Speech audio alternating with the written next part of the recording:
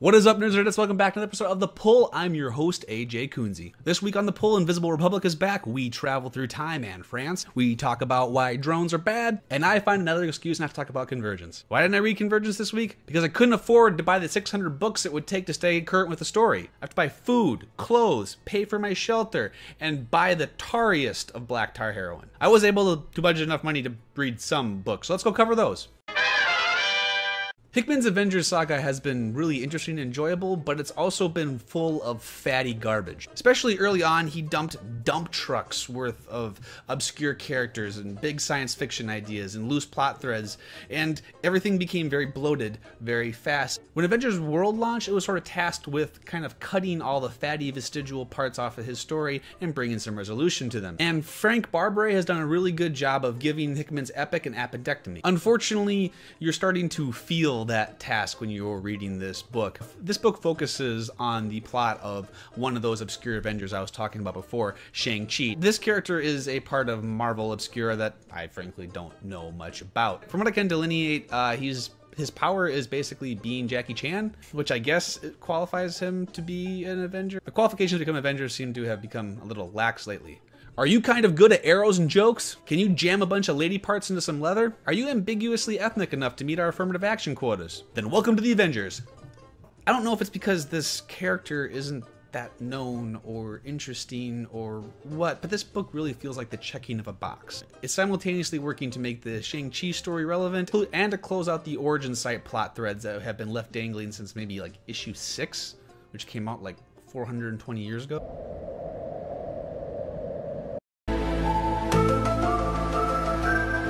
This issue doesn't have a whole lot of momentum or point. At the very end, it sets up something that could be potentially interesting as this series starts to draw to a close. Right now, this series is starting to feel like a required exercise, like something the Avengers creative team just has to do to kill time to Secret Wars. The subject of using drones as a weapon of warfare has been really controversial, and it's sort of laden with a lot of really interesting, heavy philosophical discussion. And while Drones bases its story around the use and piloting of these drones, it comes with none of the thought-provoking ideas that come with the topic. It has a very light, playful feel to it, which is fine. Not every comic book has to be literature. It doesn't have to be dense with thought-provoking ideas or say something profound on deep subjects. I mean, I love God Hates Astronauts, and the most intelligent thing that book has to say is "Gooder." Where Drone starts to fall apart is in the way it characterizes its characters. Our main character is ridiculously toned. He has brown hair. He's quick-witted and schmarmy. He's basically that cool kid from high school who used to finger blast chicks and sell Oxycontin out of his locker. The brown-haired, charming, handsome guy has become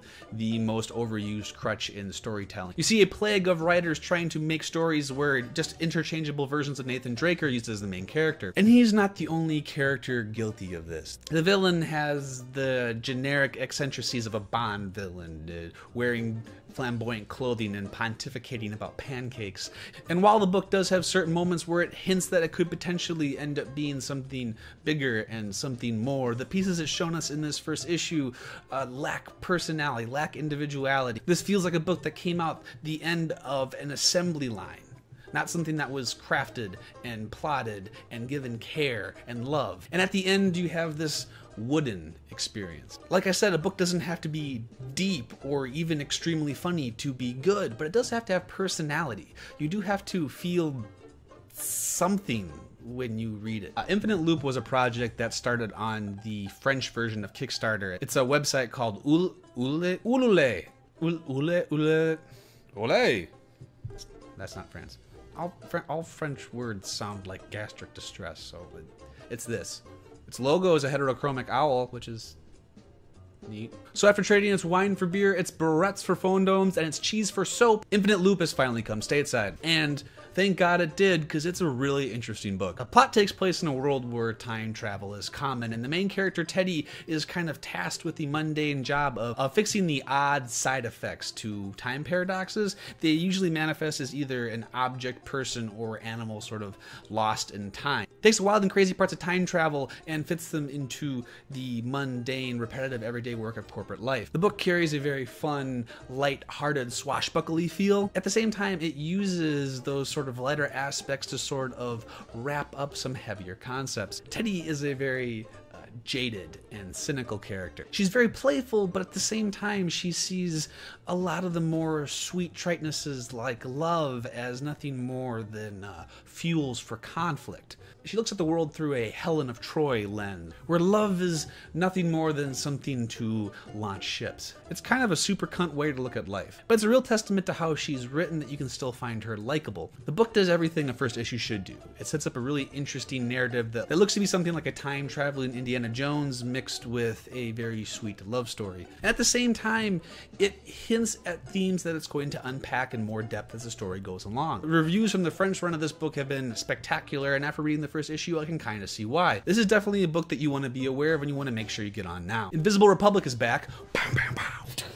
Listen, I really love Invisible Republic. It's only 2 issues in and I'm already using it as a straw man anytime I talk about how to start a series or how to properly tell science fiction or just how to properly structure a comic book. It does the thing that great literature really does. It plays with big ideas and huge concepts, but on a very digestible, simple, and human level. To quickly kind of go over what Invisible Republic is, sometime in the near space future, a reporter goes to a human settlement on a faraway moon that has just disposed its tyrannical dictator. Through an admittedly Deus Ex Machina plot device, he finds the journal of the deposed dictator's cousin. Now, this cousin has a different and unseen perspective on this tyrannical despot, and we get to see the human being behind the cartoonishly evil Hitler allegory.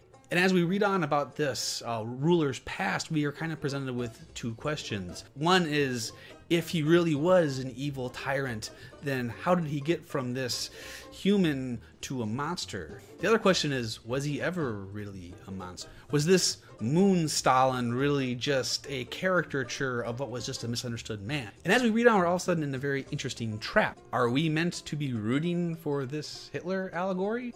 And is it working? The book does a good job of keeping this character's true intentions and true heart sort of ambiguous. The young version of this man is violent and angry, but he's also full of ideas and passion and is very much a victim of the class structure that this moon has. Sure, he's brash and impulsive, but in the way that a kicked dog is. He's bitey, he's snappy, but you understand why he is like that.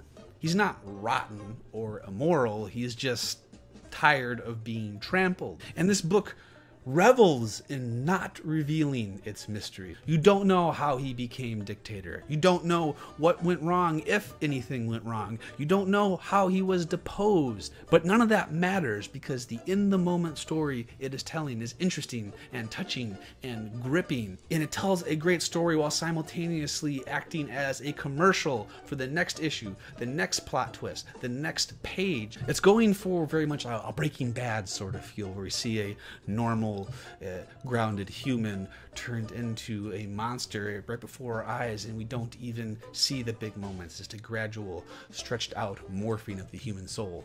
This should turn into one of the big, great books that's out right now. I can't tell the fucking future. If I could, I'd be playing the stock market Martha Stewart style. The ass end of this book story could fall out and turn out to be crap, but the way it's set up, if it falls through in its potential, it's going to be one of the pillars of the industry. Thank you guys for coming back yet again for another episode of Comic Booky Goodness. Make sure you're liking, sharing, and subscribing. We have grown a lot. This show has had a bigger effect on the growth of this channel than anything we've ever done before. The Pulls community is the community that this channel is going to be built on, and I thank you for helping me build it. Feel free to agree or disagree with anything I said in this episode in the comments below or on our Facebook page. I like to see all the conversation. I like to see the arguments. I like to see the disagreement. I don't say anything on this show that I can't defend, so if you want to have a discussion about it, please, I don't got shit going on. Go ahead. Bring it on. Let's internet fight. And let's keep that subscribe number ticking up. We got to 200 subs like I said we would. Cow, Nostradamus. For every new subscriber we get, I will burn 1 copy of Run, Love, Kill. Make sure you come back next week and every week till time for a new episode of The Pull. Now get out of here and go read comics.